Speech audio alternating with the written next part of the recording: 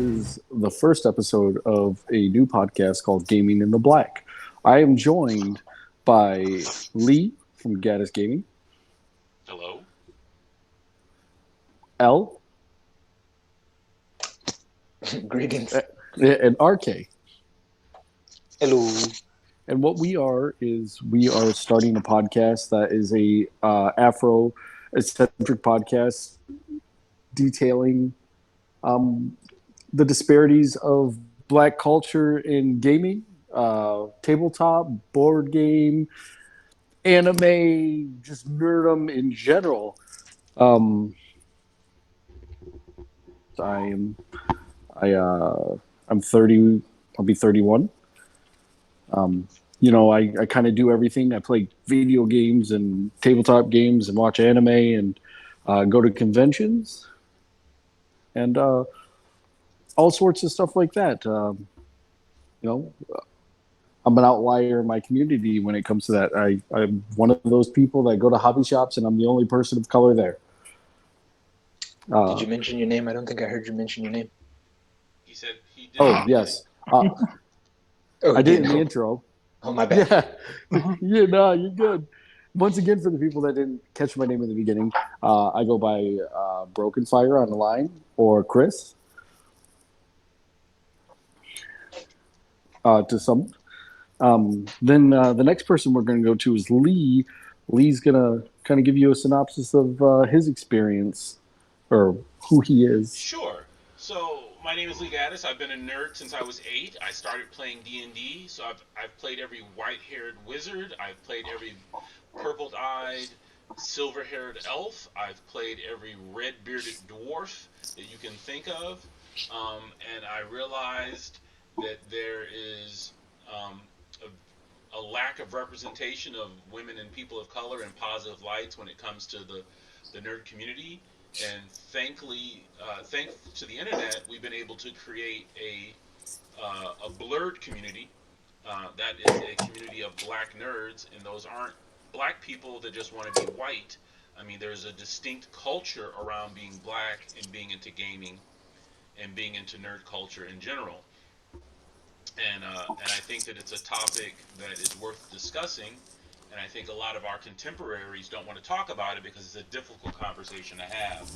But I think that we, being men of color, aren't afraid to have that conversation. And so I created a product line called Addis Gaming.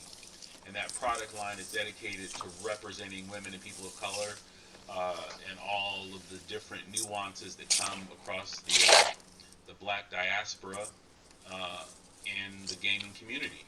And hopefully those are products that my people will pick up on and share and enjoy as much as I enjoy creating it. I know that um, a lot of people uh,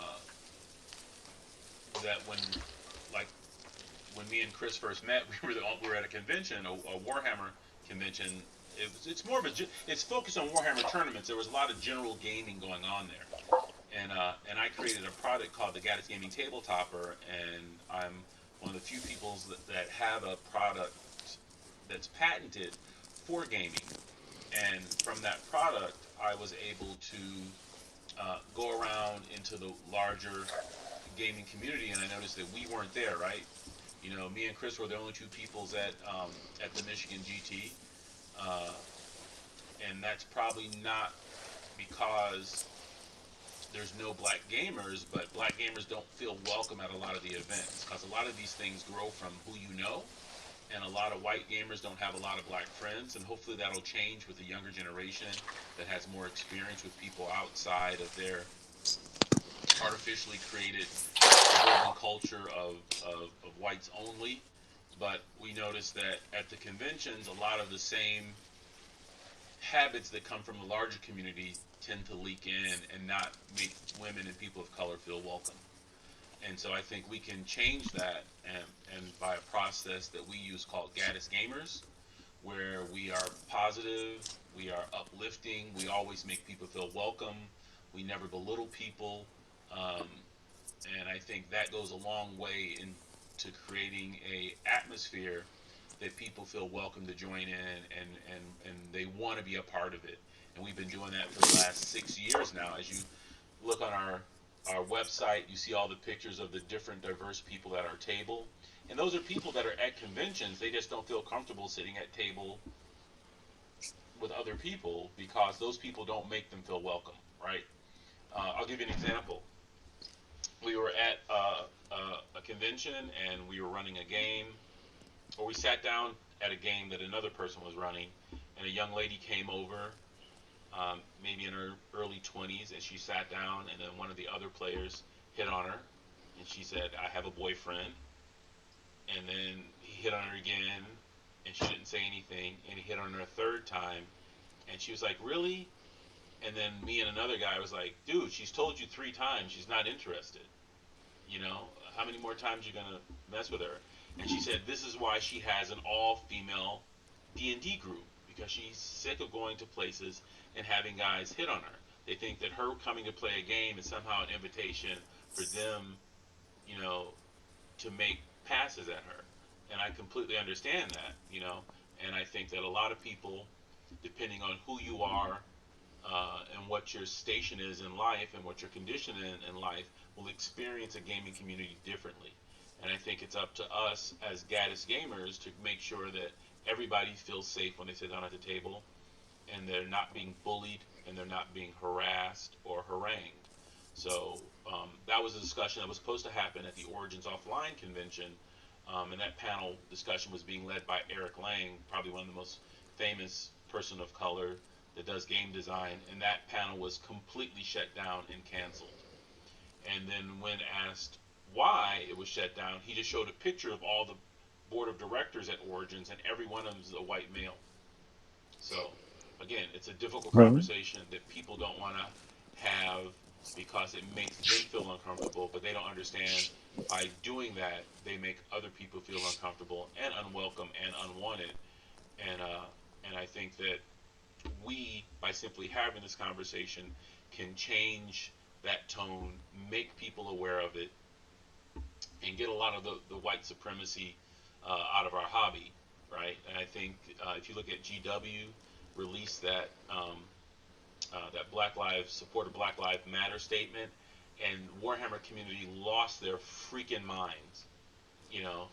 And I don't know how a company saying that we support, you know, black people and we're against white supremacy and neo Nazis are somehow a bad thing. But people got all butthurt about that and saying that, oh, GW doesn't want me anymore, they're not welcoming me anymore. And I'm like, well, if you were the asshole at the table, then nobody wanted you. you know, you know, Yeah. nobody wants to be Well, I in a mean, room in with True. that guy. You know, are you the one hitting on the girl all the time? Are you the one making, aggressive comments because a person has a handicap or is transgender or is a person of color at the table? You know, are you running a racist game?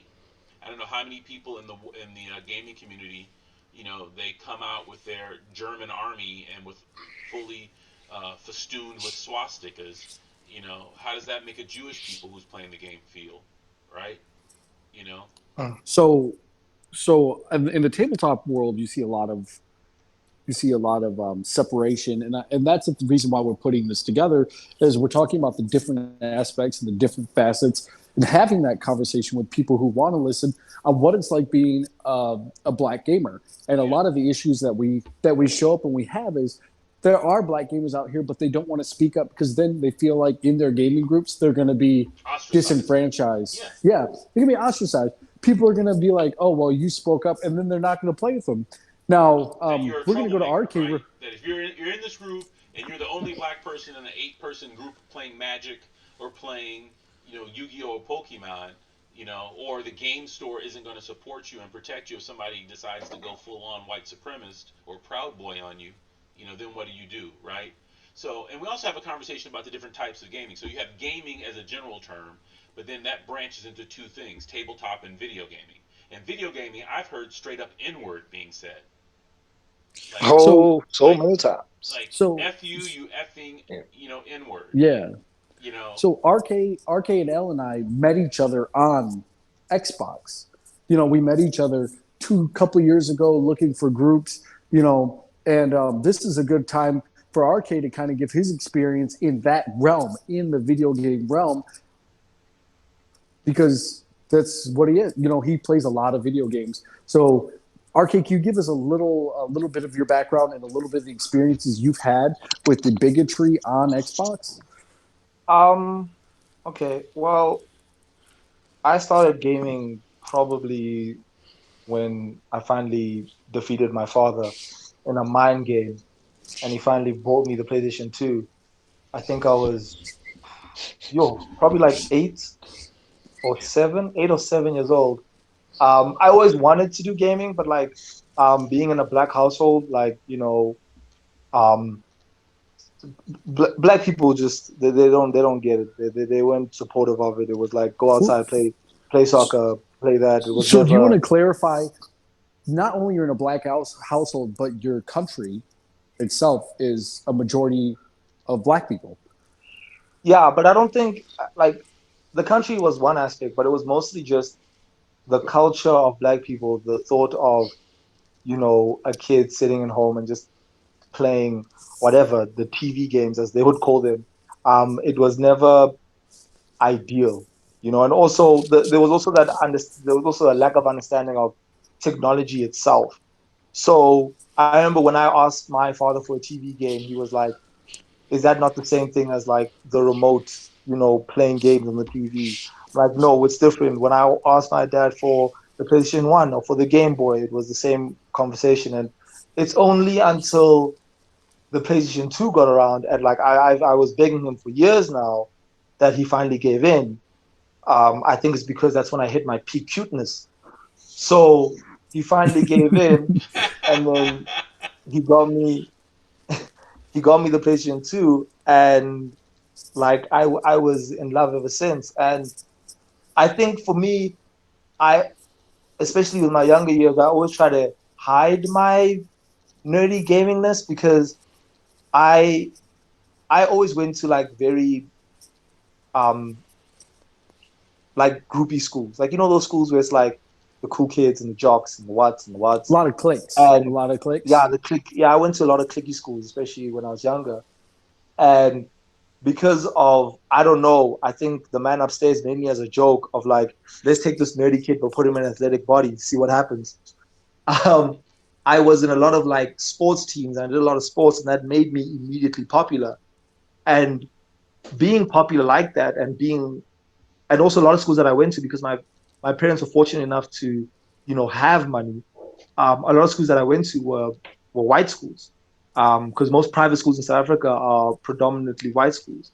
So all those schools, when you're in those cliques, when you're viewed as like a jock and all that type of thing, coming out as a gamer, coming out as a nerd, coming out as I'm into this and not that, was always frowned upon, especially if you're black. And I think for the longest time, I hid that side of me, and I just, was always into like what those kids were into. Like if it was American Pie, cool, yeah, the American Pie came out. Jackass, yeah, funny, funny, haha. Football and all that stuff. And it was never, I could never be on some, hey guys, the new Harry Potter movie's coming out. Do you guys want to go see it? Nope. I remember I had to watch that by myself. Like I used to go watch Harry Potter at the earliest screening possible so no one would see me. So none of my friends would see me. I used to go and watch Harry Potter at 10 a.m. or 9 a.m. as early as I could possibly get it, so I could get in and get out so nobody would see me. And Harry Potter was my favorite movie of all time, still is to this day. And I would have to hide that about myself. And it was the same thing even with gaming and stuff like that. When my friends used to come over, I would literally hide most of my gaming stacks. Like, because I'd have like 20 games, but I would only show like two. And those two would be GTA and FIFA. Because those are the two games people would let you get away with. It's like, oh, you play GTA, you play FIFA? Yeah, that's cool. But like the moment people saw other stuff like WWE and Dragon Ball Z, because those were the games I was playing back then, it was like, bro, what's going on? So um, things got a little bit better, and I kind of started accepting myself a bit more when I got to high school, because I kind of just was like, fuck it. Um, I'm tired of hiding this part of me. Um, I want to be a nerd. I want to be in that culture. That's what I enjoy. That's what I love. Why am I hiding this part of me? Why am I trying to be different? And it brought about difficult conversations, not only with my parents, but with like, my friends. And there were many friends that I lost, because there was a level of non-acceptance, because it's like, if I'm not turning up, if I'm not going out, if I'm not, getting girls and all that stuff, and all I want to really do is just like sit at home and like watch movies and, you know, play the latest games releasing, nobody really wanted to be my friend. And that kind of kept happening for like the longest time. And it was tough, but I think things got better, weirdly enough, when I met Al. Um, because before I met Al, I didn't know any other person that viewed the nerd culture the same way I did. Like, especially someone of color. That that that didn't exist. I knew no one else. There was no one. All my black friends, they were all into two games: Grand Theft Auto and FIFA, and that was it.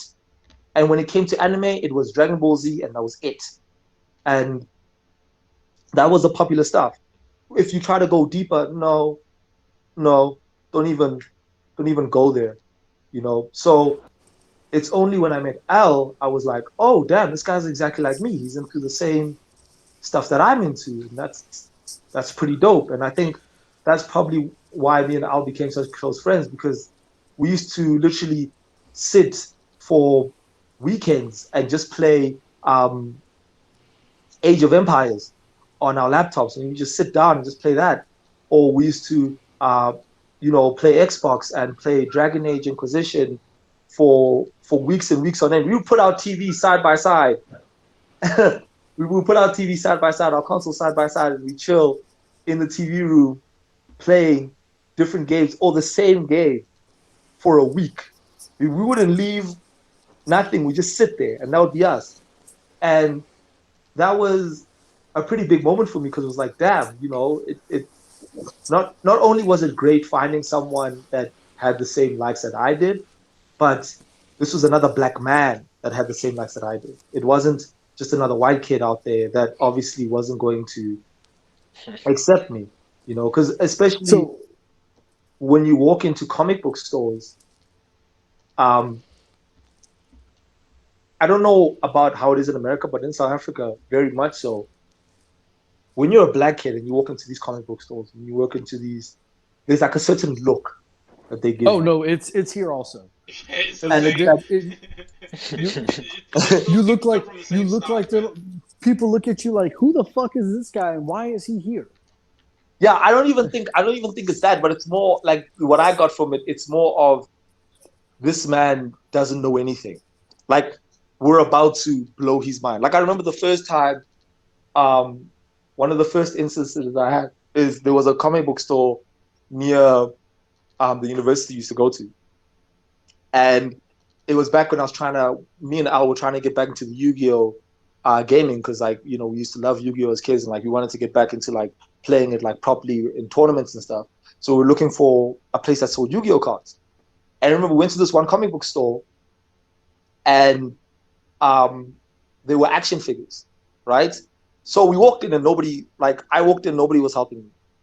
And there was this one action figure that was like very high up, right? And I remember I jumped for it, and I clipped it off and I grabbed it. And one of the people looked at me and they were like, "What did you just?" And I'm like, "What? Did you just like jump up all the way there? Like, just like that was so easy for you?" I'm like, "Yeah." So I was like, "That's you're athletic." Because And they're not. They and sit it's like, around in and chairs they all were day long. so exactly, they were so shocked by it that like I was black, athletic, and a nerd, and You it can't have was all of this that. Come mind on now. blowing, You can't be black, like it athletic, was, and a nerd. yeah, it was Yeah. this like weird construct of like, what is this? And So I've walked into so many comic book stores where it's always that same feel of, this man knows nothing, and you have conversations with them, and like it comes up a lot of like they'll ask you, what games do you play? And immediately it's like they're waiting for me to say FIFA. And when I say to them, well, currently right now I'm playing Monster Hunter and the Division, the guy will be on some, oh damn, you know Monster Hunter? I'm like, yes, I know Monster Hunter. I know there's more to gaming than just FIFA. I'm not, you know, I don't know what kind of black guys you can have walking to the store, but there's more to life than just FIFA. Come on. And so yeah, so I think that was my background anyway. And I think moving on to how my online community was, I was very fortunate to meet some great people. Um, I can literally count the amount of people that I've met that were either racist or just assholes and just dicks. But a lot of the friends that I've made are genuinely nice guys, and I've met some incredible people through my gaming experience. Especially most of my gaming experience has been on the Xbox One. I never had internet before that because black parents they don't understand what Wi-Fi is. They don't understand how that works. So I only got internet when I finally got out of it, when I could afford it myself. And I've had great experiences. I think probably the most frustrating things is the fact that obviously the continent thing of they'll always assume that Africa is just a country, and I'll get that question asked a lot. It's a And continent. also for some reason, yeah, I can't. And also for some reason, they always think I'm broke. Like that's also the thing that comes up a lot. Like one guy genuinely asked me, he was like, "Do you have electricity?" And I'm thinking to myself, I'm playing Xbox with you through internet. What do you think? Like, how do you understand the levels that, that you are going to ask me, do I have electricity? And that was just because I was black and also because I lived in South Africa. And it was like, those questions came up a lot of, what do you eat? You know, um, like, are you okay? McDonald's mostly. Um, uh, one person even asked me, like, out of genuine fear, he was like, is it true that they're burning people out in the streets and trying to take the land back? I'm like, what? No, no, no. That's Well, those are people in America no. that watch Fox News, right? Yeah, and Because those think about it. questions. Think about what you're saying. These are people who watch commercials that say all black kids have swollen bellies and they're living in the desert in Ethiopia, not realizing that Yep, Africa is a continent full of people, right? With different yep, countries, with major cities in it, right? With banking and everything else, right? Because they're taught that yeah, America is the best place in the world and it's number one and everything else is secondary. And you can't be a black country or a country that's minority that's a majority of people of color and be technologically advanced and sophisticated. So that's the yeah. Now racism that is that's yeah, indoctrinated in our So school system, in our educational system. the true, Yeah. caveat from what true. your relationship with L real quick, I want L to kind of give us his background because L watches a lot of anime. You guys mentioned that you're not the only people that watch Dragon Ball Z. You know what I mean? And I feel like he has Yeah. more of that in touch with that world. We all watch anime, but I feel like Some people are he has a obsessed with little it. bit of a close. Like Yep, he has a. that's definitely L right there. I feel like he has a. I mean, My man, you're obsessed, bro. Do you even yeah. watch anything else at this No, point? no, I don't. I I don't. mean, Don't. L is out there looking for his special waifu. We understand this, We don't need but to put my business out there like that. but uh, L, give us a little bit about your background, where you're from, what Sure, your sure, sure. experiences Well, is. I am Al, and like these three other gentlemen, I am also a black man. I'm 27 years old, reside in South Africa, born and raised, just like RK. Just a little bit of background. My foray into fiction, I would say, everything under an umbrella. It began, I believe, in what would you guys call primary school? middle school. I think they call it middle school in So America. But yeah, first through seventh is grade school. grade school. Yeah, Eighth, okay. ninth is middle school, and then 10, 11, and 12 is high school. It's weird that they break it up like that because we have 8 through 12 at high school. But yeah, probably Yeah. grade school. Sometime in grade school, I had an English teacher, a white woman, who was reading the Hobbit Tolkien book, which is to this day still one of my favorite books. And I was just so fascinated with that world. It was my first introduction into that world of science fiction with elves and orcs and Right. fantasy and all these sorts of things. And I think that's where my foray started with fiction in general, and then that just sort of grew from there. You start looking into other things and movies and anime and books and video games and that sort of thing. But much like RK's initial experience with these things, South African blacks, the black family unit in South Africa specifically, because that's where I live, so that's more of what I know. There is a stigma about video games, about fiction, that it's the stuff of for children. It's the stuff for children. It's the stuff you use to placate them, while you do other things. And when you grow up and you start hitting 18, 19, 20, and you're still consuming these things, you're looked down upon. It's almost as though you're still a child, and this is Oh yeah, something so true. on the daily that we come across, not just from our family, not the immediate family like parents and siblings, but extended as well, cousins. You have aunts and uncle and grandfathers and that sort of thing, and they're all of the same mentality. And I think it's something that stems from the narrative of black people not being written by ourselves. Yeah. We've been told about who we are for the longest time, and someone who as an individual likes things that people around you, immediately around you, don't like, it's hard to feel like you fit in, to find your own identity. You start, there's a lot of confusion in that.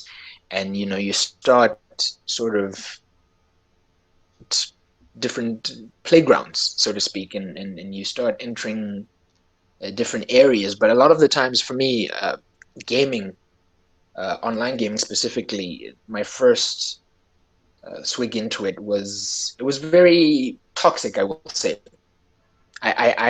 I played down the fact that I was black, and I didn't, for the sake of fitting in, for the sake of finding a community to fit in, to have somewhere to share my experiences and my love for these things. I did not proudly express myself as a black man. Now, of course, that's because the internet now is so vast and it's everywhere. It's easier to find like-minded people who are people of color as well. But yeah, that's been certainly the biggest issue, was identity around that sort of thing, and community as well. In terms of anime, and I think it's true of a lot of forms of fiction, movies as well, and television series. The biggest issue I found with representation with people of color is we're not represented unless it's a story about struggle or some sort of trauma, because apparently that's all our people know. And it's really getting to a point now, hopefully, yeah, especially with this podcast. Hopefully, we're opening up the dialogue, and we're able to look into these things and critically view them and say, hey, this is tokenization, not representation. You're just having a black person in your show, movie, anime, just for the sake of having a black person, and that's not enough. We need to be leading roles, because particularly in the country, we're like 60 to 80% majority population is black people, and we're not represented in a lot of the things that we consume, which it's certainly frustrating to see yourself in the world when you are a citizen of the world, and there are so many people that look like you, that but you don't see yourself. And I think that's why things like Black Panther, for instance, will become so big and so important to have them, because it's representation that has nothing to do with the narrative that's already been written for us. It's us creating our own narrative and being able to have us and see us as the heroes and people that we want to be seen as. And the But people yeah, that that's we just the are, right? So we are heroes. exactly, You exactly. know, we run the gambit. And I know I fell out of love with Japanese animation when everything I watched, the one guy that was big and strong and dumb was always the black guy. Oh, yep, Mm. basically. You know, and it became, to your point, tokenism. And I was like, I can't watch another animation where, except for Afro Samurai, where the black guy is always, you know, there's five to seven people, and the guy that's big, strong, and stupid is the black guy. No, Yeah, precisely. this is And I very think true. a lot of that is, I mean, we see it a lot in the East. I mean, probably everywhere. It's that big societal narrative, isn't it? Because the powers that be, let's say, the guys in charge of big movie studios, the guys in charge of the anime studios, they're the guys who. And we were having this conversation yesterday, RK. It Mm. seems as though there's this catering to the loud masses, the forgive my lack of a better expression, but Trump voters. Yeah. Those guys are very loud. They're very loud. So it seems because of their loudness as though there's a lot of them. And a lot of the time you'll find that movies and studios and things like that would cater to the loudest voice because they're of their product not making the money that they want to make. So going into But wait a that, minute. To think about that point, let's go back to Black Mm-hmm. Panther. $1 billion movie Yeah, on yeah. an all black cast. So Billion that dollar. blew that excuse out of the water, right? You can't say that you can't make money with black entertainment, with black media, right? Because black people spend more money on media, Yeah, right? But we're underrepresented for the amount of money that we Absolutely. spend. And I think that's the crux of this argument, is that who is making the content for us to consume? And it's people that are not us, obviously, and that don't know us. Yeah. yeah, so one of the big things about Black Panther, RK and I had a conversation a while ago about how dis and the culture that the whole Wakanda Forever being in the movie theater and representing that, but actually being based off of South African culture and how disrespectful that is to hit their people. Do you kind of want to go over that a little bit? no, I didn't say disrespectful to our people, but I'm saying that like I think as great as Black Panther was, one of my biggest worries with the film, and it's something that I realized, and something that's happened, is that now people think that Black Panther speaks for Africa. Black Panther now speaks for the entirety of Africa, and that's what Africa is. And the problem with that comes in is I remember I was gaming with a friend of ours, and he wanted me to teach him how to speak Afrikaans. Now, Afrikaans is obviously is a language, an official language in South Africa, right? But it's an official language that is spoken mostly by Dutch. white people, Yeah. right? The By the white oppressor, people in South Africa. like you say, it's the language of the oppressor. You The don't have language of to. the oppressor. You don't have to be. Yeah. So You don't have to. so This is a dialogue where we can be honest. If you feel like that's the yeah, This language is a of yeah. the safe oppressor, you need to space. say it. It's It's a a safe safe space. space. Yeah. So he wanted me to teach him how to speak Afrikaans, right?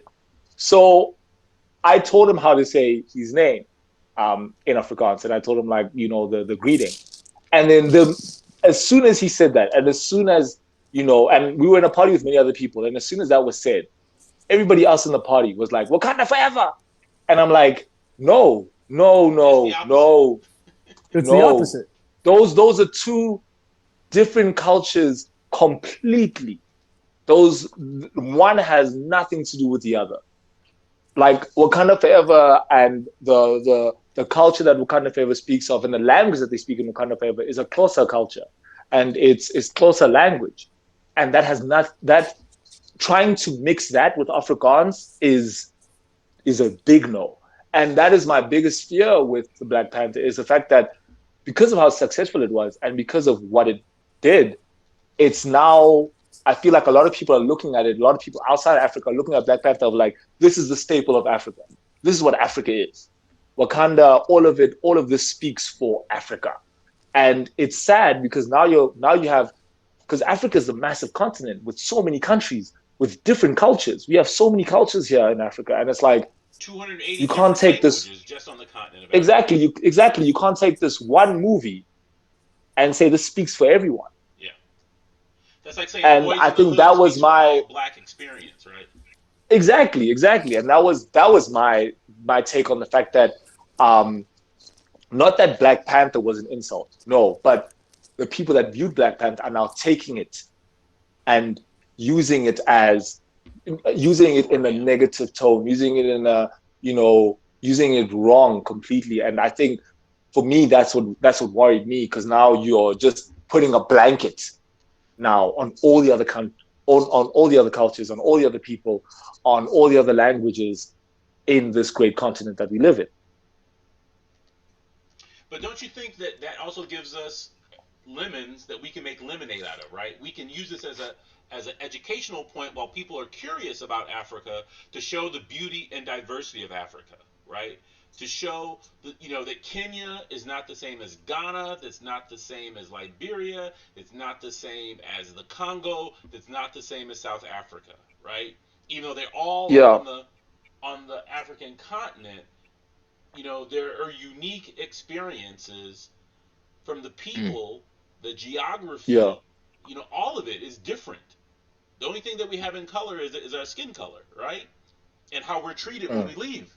Well, How we're literally, Ain't treated that by the yeah, truth? literally, that is the commonality between black people. I feel across the globe is in this culture, in the nerd culture, which is mostly produced by by Hollywood, and then you have the Japanese culture that we've appropriated with anime, but and accepted in this nerdum that black people in this culture, whether it's cosplaying, it's gaming, it's tabletop gaming, it's video gaming, anything, Yeah.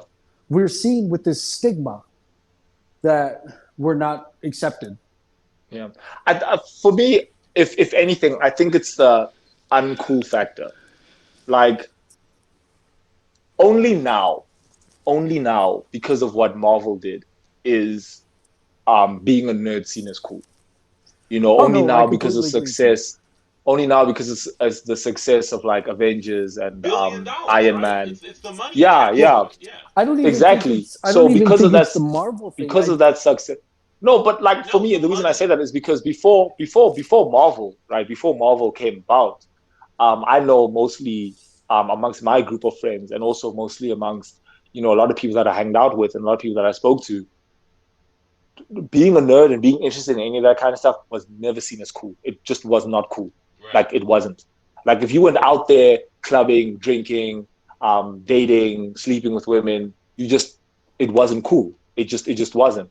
Like, and I think when Marvel hit, when the first Iron Man movie came out and that made $1 billion, and like Marvel absolutely took over the world with the comic book and the superhero nature. That's when people started opening up and being on some, oh, huh, this stuff is actually kind of cool. This stuff is Money is actually kind of attached to dope. it. Yeah. The subculture Exactly, became the dominant and culture because of that, because dollars were attached to it. exactly, and because of that success, it's brought this new light. And I see it now a lot of my friends now are more open to speaking about that kind of lifestyle because of what Marvel did. And that was never a discussion that was ever had before. There were many movies that came out before Iron Man, Yeah. many movies that came out before, many superhero movies that came out before That Iron Man. failed. But exactly, whether they failed or whether it's a success. But even with them being a success, there was many things that came out that kind. Obviously, before Marvel. It's just that Marvel was the first to make $1 billion. But I think nobody was speaking about it before. It wasn't seen as cool before. But then when Iron Man came out, all of a sudden it was like, oh damn, this is the shit. This is dope. This is awesome.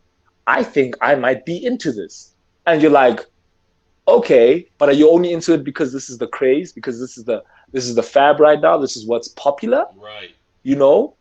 And I think for the most part, that's what it is. It's just because this is what's popular. And that's what's sad because like you find it was finally a safe kind of place where people started speaking out about what they were interested in, and what they liked, and obviously the conversation would start off, "What's your favorite Marvel movie?" But then it would dive deeper and, Xbox, PlayStation. Do you play on PC? What PC games do you play? Do you maybe watch anime? Those conversations started coming around, and now I feel like, because those movies are not up there anymore, it's back to the clubs, back to women, back to hip hop, back to drinking, and it's like, okay, all right then, all right, I guess it's me alone again. And it's frustrating. Actually, that actually makes me think of an interesting point of discussion. There was I recently rewatched the first Lord of the Rings, or I can't remember if it was the first or the second. There's a scene I'm not sure if any of you are too familiar with it, but there's a scene here with Saruman, yeah, where Yeah, he so first creates the orcs, Yeah. and I saw this orc coming out of this, like very dirt, muddy water, and he's being, birthed or whatever, and then Saruman puts his like white painted hand on the orc, and he's like, now you're useful, now you of use to me, you can go out, and I thought, Now you're a Kai. I didn't That's yeah, I didn't think too much about it. First, I noted it down, but I was like, okay, maybe it's just my imagination. And then there was a scene where I think in the Hobbit movie, where Gandalf is speaking to Bilbo, and Bilbo's asking Gandalf, so are you the only wizard around? And Gandalf says, no, there's 5 of my order. At the top is Saruman the White. At the bottom is Radagast the Brown. That hit me, and I was like, okay, hold on. I'm in a pattern here that I'm recognizing. Maybe I'm seeing too much into it, but yeah. a lot of what I've seen in sci-fi and fiction is blackness, not just black people, blackness, and people of color, and just our skin color and our being is well, vilified. yeah. Oh yeah, Well, the that's orcs are that's supposed to true. represent black people. Am I correct? That's how I That's feel. what I'm They're saying. Yeah, like, I can see it That's that what I'm way. saying. We're vilified, and I'm thinking to myself now. Tolkien is a guy who grew up in 1940s, 1930s South Africa. That World War was that II. was around apartheid, Yeah, right? Yeah, but So he's during he World was War an II. obviously, old man by then. He grew up in the 19 teens in South well. Africa. Listen, Yeah. I mean, you've got to know then those were his influences, right? He was Yeah, around those kinds of thinkings, those kinds of conversations. So right. it obviously is apparent in his work. Now, I'm not saying we tear down the Lord of the Rings and we build it from scratch. I'm not a Tolkien. I could not write that. But what I am saying But is we need to be, Conscience. you know, exactly. We need to be aware of these things and say, hey, this was a man from a different time, and clearly those things influenced him, and they're not okay now. We should not replicate them. We should not look to replicate them. We should actually look Yeah, to oppose them and change them entirely. Because we're not as black people, we're not villains. That's not all true. we can be. Correct. And I think this conversation starts that narrative, right? It's a conversation that is long overdue in the nerd community. And those structures from those people like Tolkien, like um, the guy who, Lovecraft, blatant racist. Blatant Yeah, racist. yeah, But Lovecraft got to be one of absolutely. the blackest things on TV this year. You know, so just like The Watchmen was the blackest thing on TV last year. But when when Alan Moore wrote that, he didn't intend for it to be, but it became Hmm. that, right? So when you put black people in the room as writers, as creators, when you have um, people who are trying to create something with an authentic voice, you get a much truer story, and it's financially more successful for those who want to produce. And I think now we have to demand that we have our equal time in the sun to tell our own story. And if they won't so let us do it, then we need to create our own mediums, like I did with my gaming company. I didn't go and beg some white company to please make black miniatures. I said, you know what? You're not going to make them. You've had 30 I'll years do to it. do it. I'll make them. So Yeah, my absolutely. my I question respect is that. my question is this for you guys: do you feel like the movies that have vilified black people over time should be vaulted, or should they be honored? Because you know what I just saw the other day, they're remaking um, Peter Pan with black children instead of white children, and you know what I mean. And I feel like there's a lot of movies that are remaking the narrative that were made with black faces and multicolored, multicultural. Marvel's even done it, where they've taken people of color and women and they put them in these roles to enhance it. It's different when it's a person that's never been in the media. You know what I mean? Never But showed up, yeah, stuff Chris, like that. That's does it change the story that Tinkerbell is black instead of white? Does it change the story that the children are black instead of white?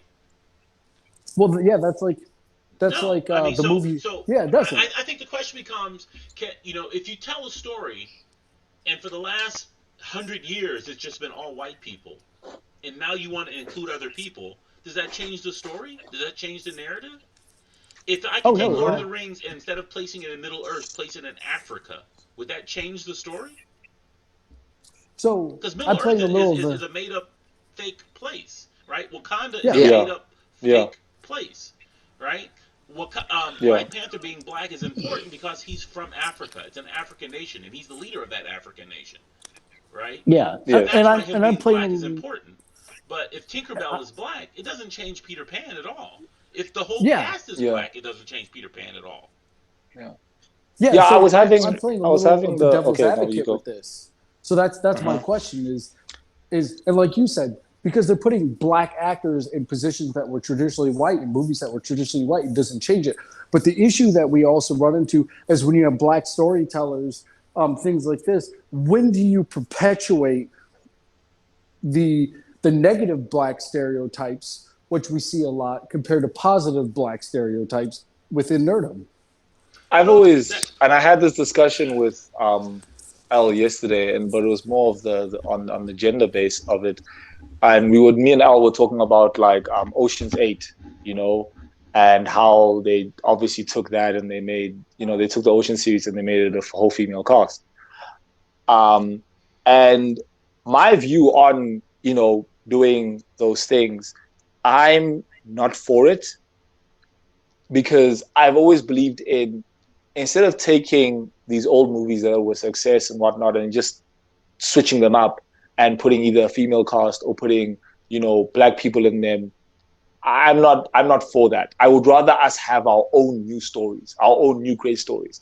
There are points where you can do it, like in aspects of DC was talking about making Superman black, right? Superman is an alien. He has no race. Superman can be black, white, Indian, it he doesn't could be matter. anything because he's There it Superman. makes Yeah. exactly, he's an alien. Yeah, he's an alien. That makes There sense. makes And sense. your think about theory as well, that makes sense. But I'm not for, if there's these stories like Black Panther of this man is like from a black culture. He's from Africa. He's from an African nation. So he has to be black. And there's obviously, white superheroes that have, or white cultures that have done the same thing as well with their characters. And I don't want to change that. I don't want to see a Lord of the Rings or Harry Potter with black people. I don't want that. What I want is new stories, new movies, new um, exciting points from black people, from black directors, from Yes.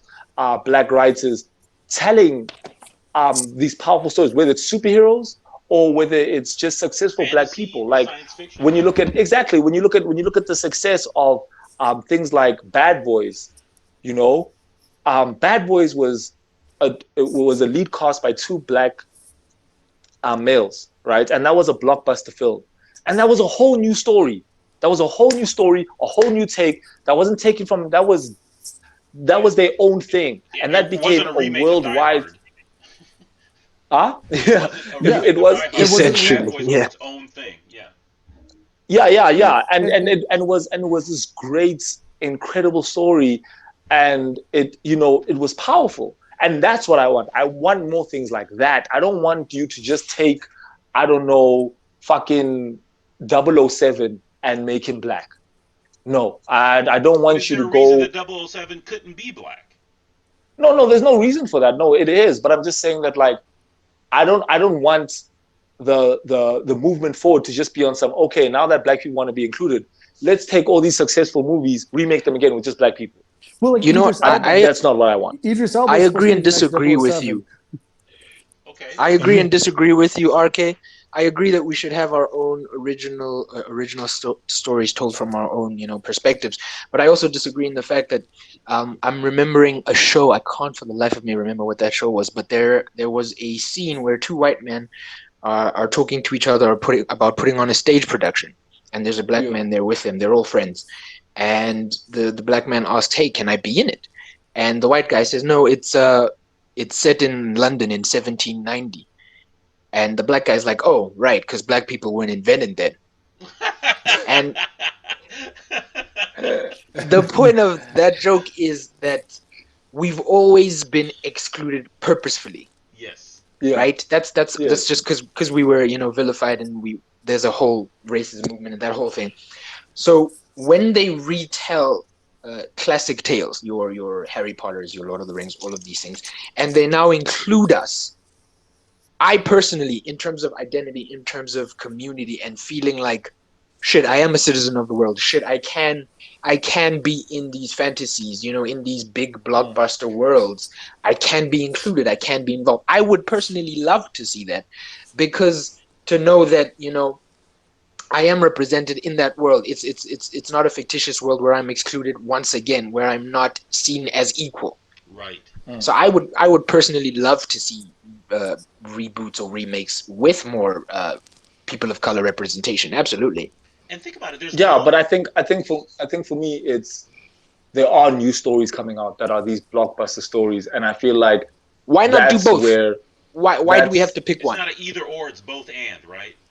Yes. Absolutely. no, Absolutely. this is true. I think for me, it's always that worry of it's kind of like so in South Africa we have this thing called the BE movement, right? And the BE movement, the idea of it was um, incident by the ANC after apartheid, and the idea was to put black people in black businesses and because obviously white people have this like massive head start, right? So it was there to like help black people, to put them into businesses, to educate them and all that. But then that movement became, obviously it grew bigger and larger, because now it was like a lot of white companies, a lot of white businesses felt that let's just do this to please them. And one indication of that was, I remember my father was a physio for the Springboks, right? And the Springboks had a quota of they had to have a certain amount of black players in their team. And this quota always had to be reached, right? And I remember there was this one player that they picked, and they literally just picked him because he was black. It wasn't because of his skills. I remember my father was there for it, and his name was, damn it, how can I forget this guy's name now? L, who's the sprinter, the color guy? The winger. Oh, I forgot him. He used to play for was it the Stormers? Yeah, the Stormers. The Stormers. I think his name starts with like an H. So For the life of me, I can't remember. Okay, So- yeah. So fact of the matter is, so this guy joined the Springbok team, right? And they only picked him because he was black. That was it, because they had to meet a quota. And I remember my father told me about the discussion he had with him, and he was like, "How do you feel about how you got into this team?" And he was very disappointed. He was like, "I thought I got in this team off my skill, but obviously I'm realizing that because the first many few games, they never made him play. He was always on bench." And he started realizing that, no, I was only picked because, I had to fit the quota. And it's only until one of the main stars got injured where he got his chance. I remember he told my father, and he was like, I might have gotten this way, but I'm going to change the narrative. I'm going to try to prove my worth. And after that, he became one of the, one of the most famous rugby players of our generation. He's seen as like, I think he's even got like the record for most tries, which is, I don't know goals or most points. Let me say most points for Chris and Lee to understand. So yeah, and I think that's my worry when it comes with Hollywood and anime and gaming is like I don't want us to reach a point of now they just want to meet the quota. Now it's like, no, we're just gonna throw some black kids there just so, to please the fans. I don't, and that's why I would rather have new awesome tales with black lead characters or with black people put into them instead of just, okay, cool, you know what? They're screaming up again, they're hollering again. Let's go into our bag of tricks. What famous movie can we? Oh no, is that Casablanca? Just bring Casablanca here.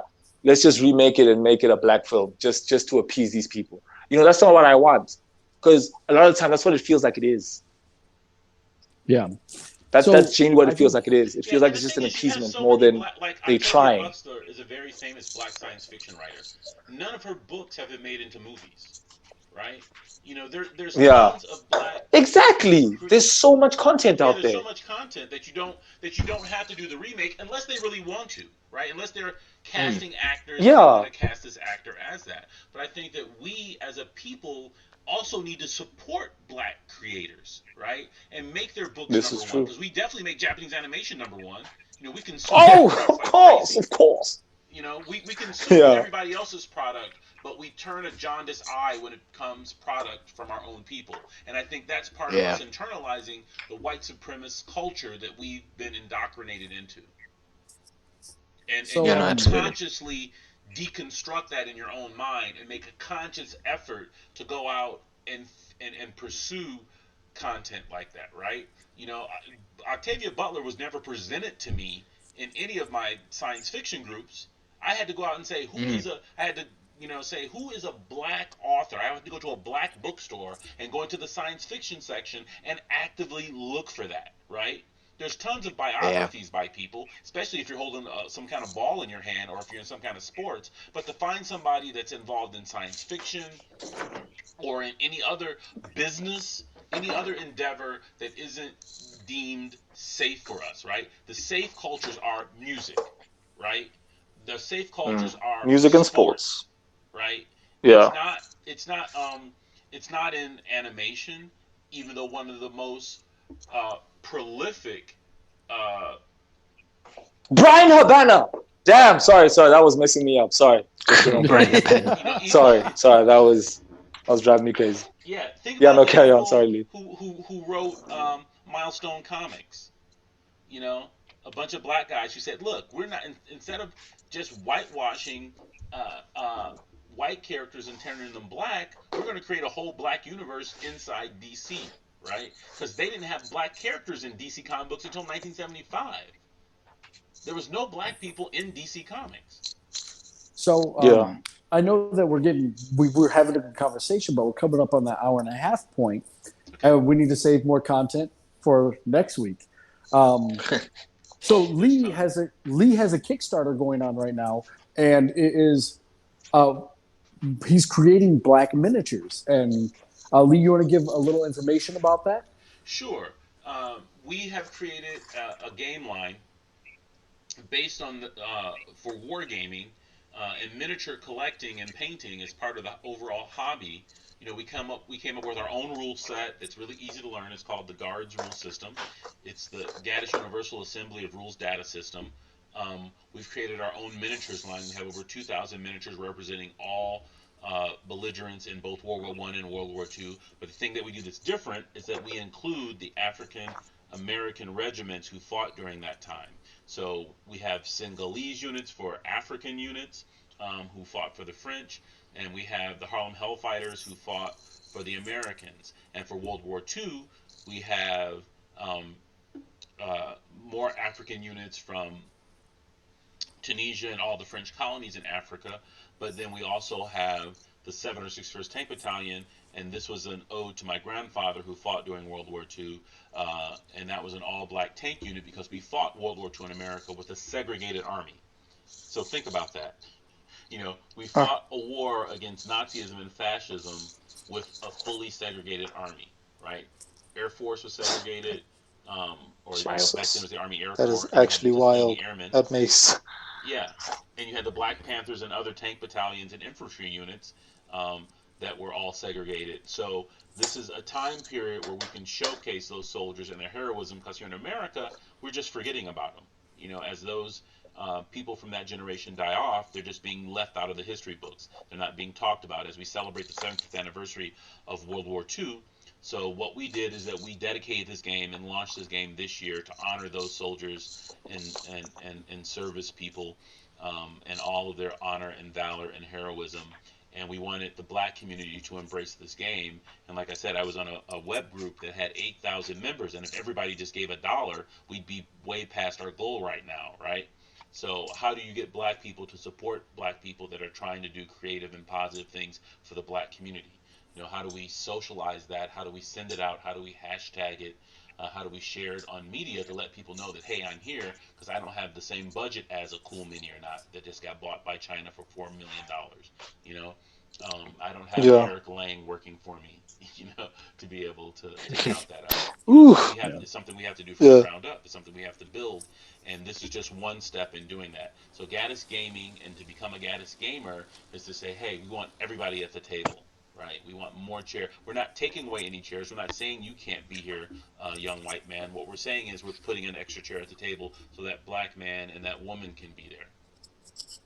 All right, so True. if I was interested in picking up any of your products currently, and where to find your Kickstarter to support you, Right. where would I So go? the Kickstarter is called Empire's Fall. So you go to Kickstarter, Empires with an S, Fall, and then our website is Gaddis, Gaddis gaming.com, and you can see the length and breadth of the type of miniatures that we carry, the product line that we carry. It's pretty inclusive, and it's pretty the width and breadth of it is quite large. We're one of the largest miniatures collections on this side of the Atlantic, as far as the amount of miniatures that we carry and produce and make. And the line is growing all the time as we include more and more um, miniatures in the line, and we branch off, like I said, next year into sci-fi, and we want to go head to head with 40K. We're producing Afrocentric and Afrofuturistic miniatures. All right. All right. Well, I would like to thank everybody that's listening to our premiere podcast, the first episode on gaming while black and gaming in the black, and watching anime while black. You never know. So I'd like to thank RK, Al, and Lee. All of our co-hosts are here. I hope you guys all tune in to next week's episode. Thank you for having us, Chris. Thanks, man. Awesome.